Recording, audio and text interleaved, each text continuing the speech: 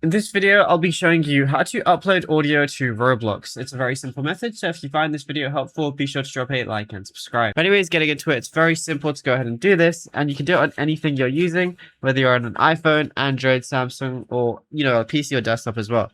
So all you want to do is open up your Roblox application, then go over and press the three lines, which in my instance is the top left. Now, we're going to see a lot of options here, but I want to go ahead and click on Create. Now, once you're on Create, you're going to see a lot of different things. So all I want to do is go over to press the three lines again on the top left and then press creations. Once I'm in creations, I see any of my maps that are public, but then what I want to do is go all the way to the left tab and then click on development items.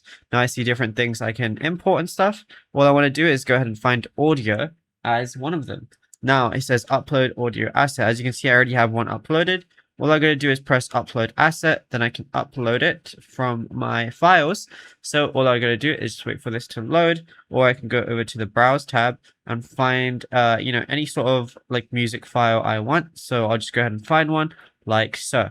Go ahead and click on it, and then it's going to be right there. I can then go ahead and press upload like so, and then just wait for it to upload.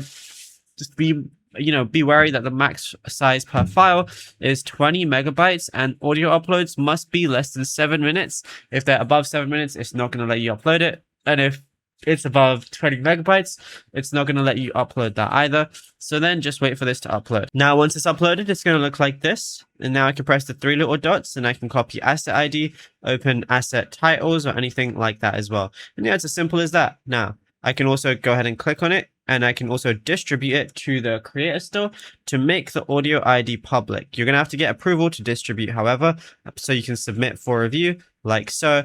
And all I could do is go ahead and, press all of this and then press submit. I'm not going to do that because it's not music I own, but of course, use it for music you own. And then that's it. You'll be good to go.